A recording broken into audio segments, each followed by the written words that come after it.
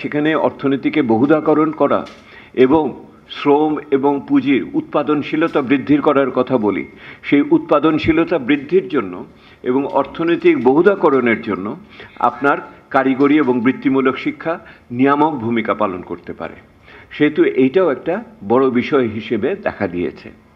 সাম্প্রতিককালে ট্রাম্প মহোদয়, আমেরিকার প্রেসিডেন্ট, শুল্ক আরোপের যেই বৈষম্যমূলক আচরণ করছেন, তাতে পুনরায় আমাদের দেশের অভ্যন্তরীণ অর্থনীতিকে জোরদার করা, রপ্তানিকে ধাক্কা খেলে অর্থনীতির অভ্যন্তরীণ অর্থনীতিকে অভ্যন্তরীণ চাহিদাকে জোরদার করার যে প্রয়োজনীয়তা দেখা দেবে, যে কাঠামোগত উত্তরণের প্রয়োজনীয়তা আরও বেশি জোরদার করার প্রয়োজন করবে, সেখানেও কিন্তু এই কারিগরি এবং বৃত্তিমূলক শিক্ষার কর্মীদের ভূমিকা আরও অনেক বেশি।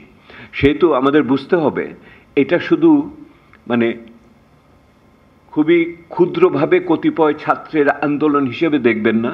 আমরা দেখি বাংলাদেশের ভবিষ্যৎ উত্তরণের কারিগরদের যে আমরা কী ধরনেরভাবে অবহেলা করছি এবং এটার ব্যাপারে আমাদের যে মনোযোগের অভাব, এবং আমি বলেছি আমি এটার ভিতরে শুধু অবহেলা দেখি না, পক্ষপাত দুষ্টতা দেখি, আমি এটার ভিতরে বৈষম্য দেখি, আমি এটার ভিতরে নীতি অবহেলা দেখি।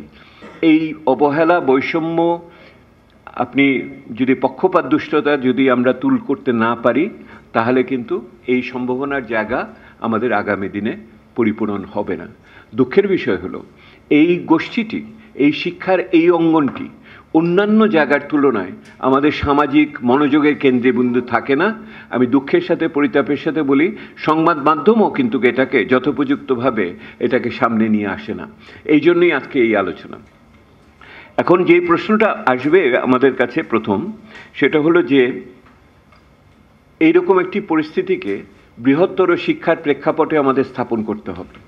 আপনারা জানেন, আমি যে বলেছি বিগত সময়কালে শিক্ষা, মানসম্পন্ন শিক্ষার অভাব এবং সাধারণভাবে শিক্ষার ক্ষেত্রে অবহেলা খুবই প্রকৃষ্টভাবে আমরা লক্ষ্য করেছি। তার একটা বড় উদাহরণ হলো বাজেটে শিক্ষা খাতে বরাদ্দের বিষয়টি।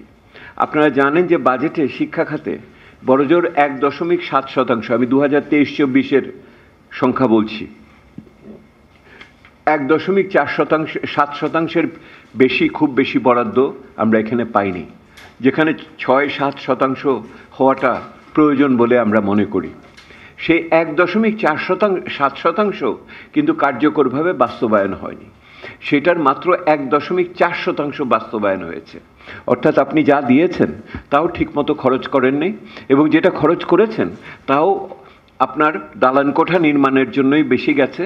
সেটা সেই অর্থে শিক্ষার মান উন্নয়নের জন্য শিক্ষক এবং শিক্ষার্থীদের আপনার মানসম্পন্ন শিক্ষার ক্ষেত্রে অতখানি যায়নি। কিন্তু তার চেয়েও বড় কথা হলো এই যে 1.4% দেওয়া হয়েছে, তার মাত্র 4.4% হলো কারিগরি এবং শিক্ষার জন্য দেওয়া হয়েছে। অর্থাৎ দেখুন, এটার যে প্রান্তিক অবস্থান, এটার সামগ্রিকভাবে আপনার সরকারি আয় ব্যয় কাঠামোর ভিতরেও কিন্তু এটা পরিষ্কারভাবে এসেছে। অর্থাৎ ওই 1.4%-এর 4.4% যে আপনি দিয়েছেন, কত শতাংশ হয় হিসাব করে বের করেন এটার ভিতরে জিডিপির, সেইটাতে আবার আপনি দালান কোঠাই বানিয়েছেন বেশি, সেই অর্থে শিক্ষার মান উন্নয়নের জন্য এবং হয়নি। আর ওই টাকা দিয়ে আপনি পরিচালন ব্যয় নির্বাহ করেছেন বেশি, কিন্তু ওখানে ছাত্র আনার জন্য যে অন্যান্য বিষয় থাকে সেগুলি আমরা লক্ষ্য করিনি। এখন যেটা আপনারা হয়তো জানেন যে এই এখানে বেসরকারি এবং সরকারি প্রতিষ্ঠান আছে এই বৃত্তিমূলক এবং কারিগরি প্রতিষ্ঠানের জন্য। আমাদের হিসাবে হলো যে এখন 482টি পলিটেকনিক আছে, আপনার 154টি টেকনিক্যাল ট্রেনিং সেন্টার আছে, 51টি ভোকেশনাল ইনস্টিটিউট আছে এবং 336টি টেকনিক্যাল স্কুল ও কলেজ আছে, অনেকগুলো প্রতিষ্ঠান। এর মোট ছাত্র সংখ্যা আপনার প্রায়, যদি দেখি আমরা,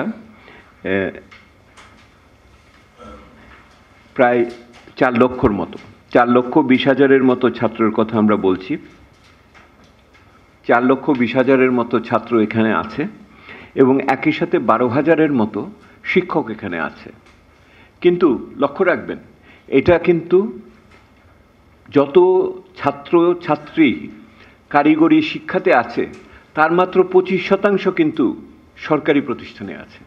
75% কিন্তু পড়াশোনা করছে বেসরকারি প্রতিষ্ঠান, যাদের উপরে আপনার নজরদারি করা, তার মানসম্পন্ন শিক্ষা কতখানি নিশ্চিত হচ্ছে, সেখানে শিক্ষক, তাদের অবকাঠামোর সুযোগ সুবিধা কী এবং পরবর্তীতে তাদের চাকরি বাকরির পরিস্থিতি কিন্তু একেবারেই নীতিহীন দৃষ্টিকোণের বাইরে থেকে যাচ্ছে।